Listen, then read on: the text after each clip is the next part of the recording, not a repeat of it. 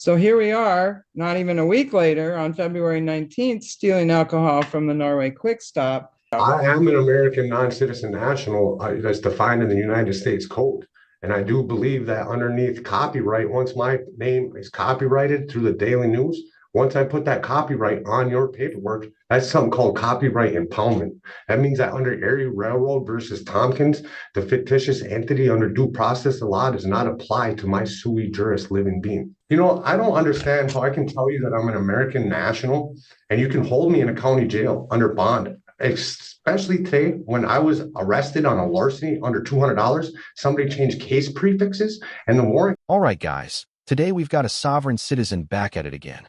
Only a week after his last court hearing, this guy here was released on bond and thought it'd be a brilliant idea to steal some liquor from a quick stop just days after walking out of jail. Now he's back in front of the same judge, who is clearly done with his nonsense. And the way this judge handles this sovereign genius is just pure gold. What do you guys think about this guy? He violated his bond only a week after. Do you guys think he deserves bond this time around? Or should he stay locked up where he can't raid quick stops anymore? And if you enjoy content like this, don't forget to like and subscribe. Let's dive in here.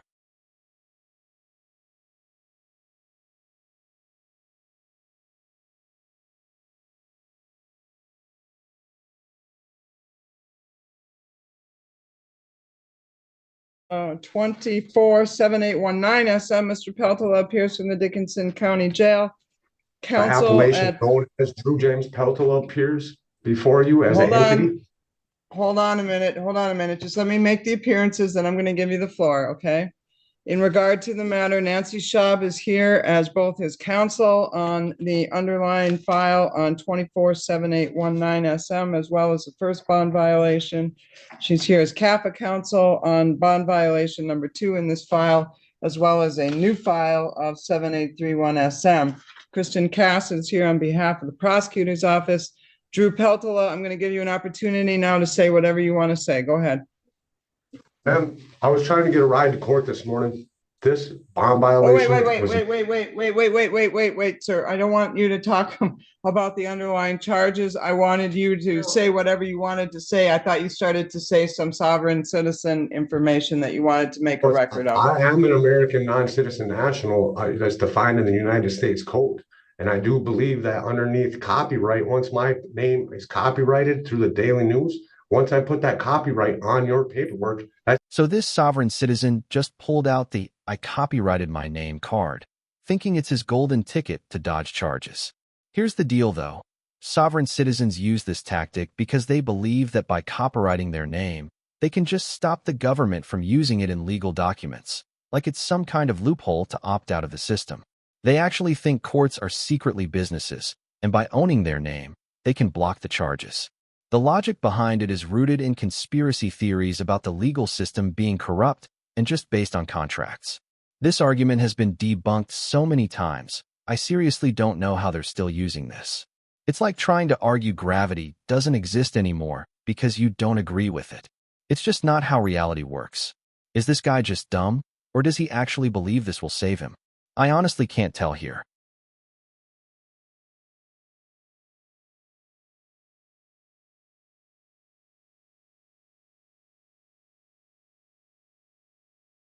Anything else you'd like to state for the record concerning this issue then, Mr. Peltola? No, there's not, Your Honor. I would just like to be released again on a PR bond. You have expedition charges. I'm asking the courts to please release me on a PR bond again, and I'll continue to abide by court rules and stay off the drugs and try to maintain my court dates. All right. In regard to the matter then, Mr. Peltola, I have an advice of rights and plea, and for the record, I will acknowledge your comments, your objections in respect to the court's jurisdiction and whatnot are noted for the record.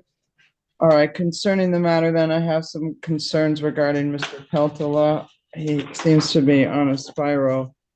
This started with a disorderly drunk on February 4th in a public place. I saw him on February 5th. I set his bond terms.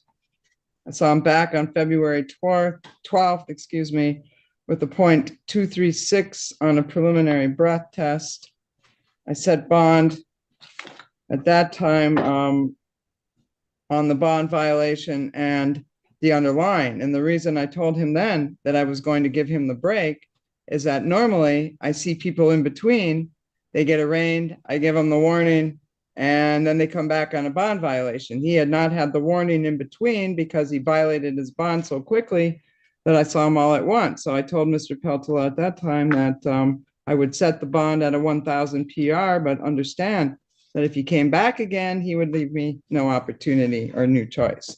So here we are, not even a week later, on February 19th, stealing alcohol from the Norway Quick Stop, involving another bond violation as well as a new underlying charge that I'm free to assume is true for purposes of setting bond.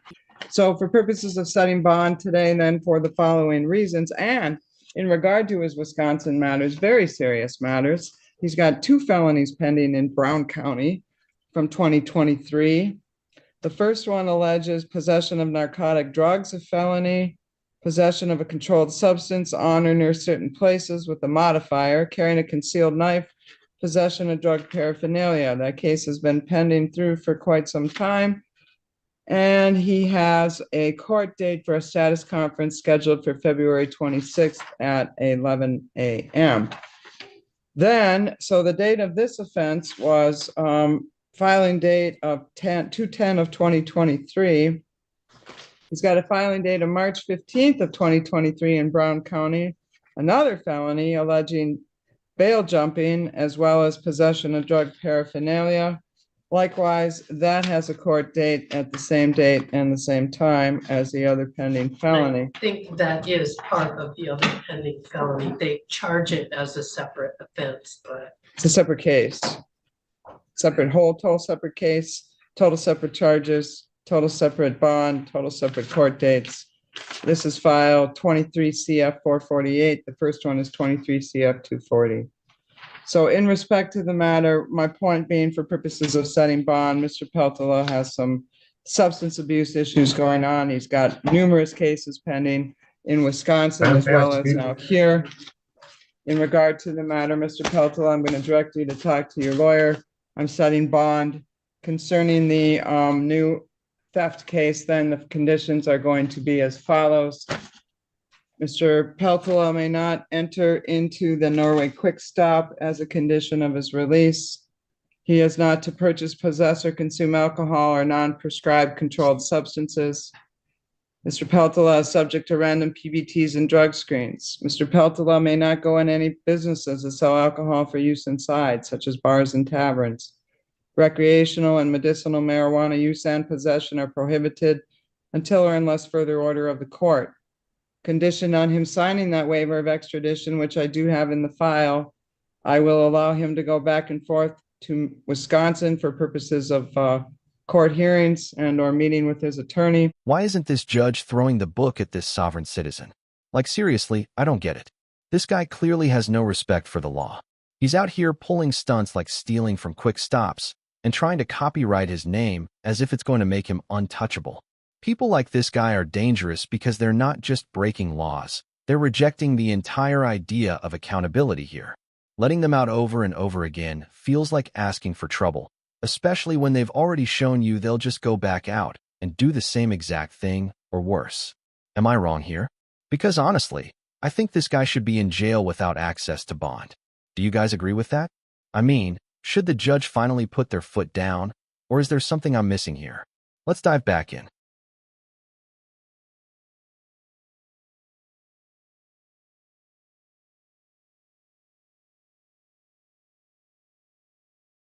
No, he lives in Vulcan, or he says Vulcan. Is that just your Bracketed. mailing address? Yes, we can do it like that if you choose to. Well, where is your residency? My Please. residency and my domicile is 1968 River Street. We can switch it with a mailing address to W43, the apartment 13 in Vulcan, Michigan. The address should be in there. It should be bracketed. Right, and that's apartment 13. You didn't put that on there though. Apartment 13?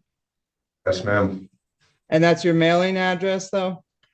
Yes, but the problem is that building's not registered anywhere. I had to go to the post office and I had something mailed and they told me that my mail was being returned and because there's no actual mailboxes in the building. All right, so I got two issues I need to deal with here. One, do you live in Wisconsin? Do you have to go to Wisconsin for purposes of residency or just your court stuff? My mailing address, my residency, and my domicile are all registered at my mother's house. There was some unexplained events that I will not say out loud. I don't know where your protected mother's house is, Mr. Peltola. Nine Ma'am. address. River Street, Niagara, Wisconsin, 54151. My mailing address will be W45. That's the Norway or the Vulcan address. I can't remember that off the top of my head. All right. So in regard to bond, then condition on him signing a waiver of extradition, I'll allow him to go back and forth between Michigan and Wisconsin for residency, court appearances, meetings with his attorney.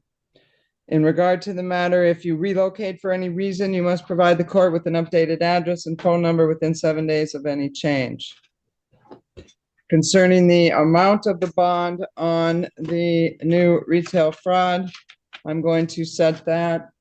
I'm going to set that at 1,000 cash surety, 10%. In regard to the newest bond violation, then I'm finding for both of them, actually, I'm going to make a record based on the factors the court is required to consider under MCR 6.106, considering the frequency, the charges, the dates that I have mentioned, as well as the ongoing Wisconsin matter. I am finding that to release him on a personal recognizance bond would not adequately ensure public safety. In regard to the bond violation, concerning the matter, then I am going to set the bond violation at 2,500 cash surety, 10%. So, Mr. Peltola, those bonds are set. If you get out, you make sure to get in touch with your lawyer. If you're in Can I say custody, something? she'll be in touch with you. You may. Yes. You know, I don't understand how I can tell you that I'm an American national and you can hold me in a county jail under bond, especially today when I was arrested on a larceny under $200. All right, sure. Let's just drop off all the charges here. Mr. Genius here says he's an American nationalist, so clearly he must know better than the entire legal system, right? Let's just let him waltz right out the door. But seriously, guys, he's over here claiming the court is illegally holding him while he's out here committing crimes like it's his day job. Make it make sense. Accountability doesn't seem to exist in this guy's world. Like, how are you going to scream about your rights while breaking the law every chance you get? Is this guy really that dumb? Or is he trying to fool the judge here? I really can't tell here.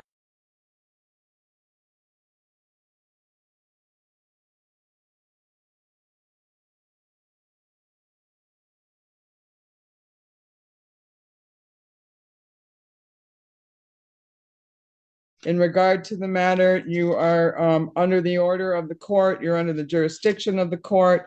I decline to follow what your. Can I at least tell you, admit I was arrested on a larceny charge that was dropped through a case prefix, UN, all incoming evidence. Can I at least have you admit that in the court of law that you guys illegally kidnapped me again with a larceny through John Rod D. Clark, Norway Police Department? Can I just have you admit that once? No, Mr. Peltola, I don't even know what you're talking about. I will not admit that. Thank you to the jail. We are off the record on this matter.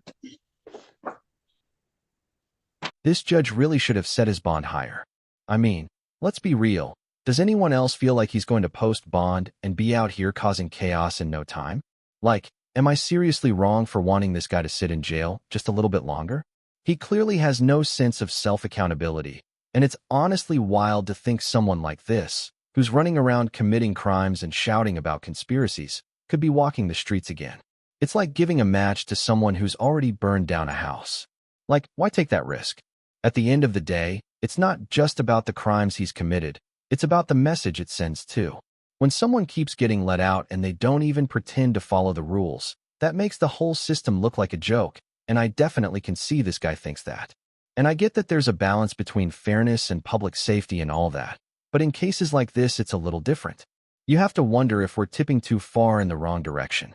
Let me know if you guys agree on this, because I'm genuinely curious. Should this guy get a longer sentence in jail? Or am I being too harsh here? Anyways, guys, I'm going to wrap it up here. If you enjoyed this court clip, don't forget to like and subscribe. It really helps out the channel. And let me know in the comments what you guys thought about this whole case here.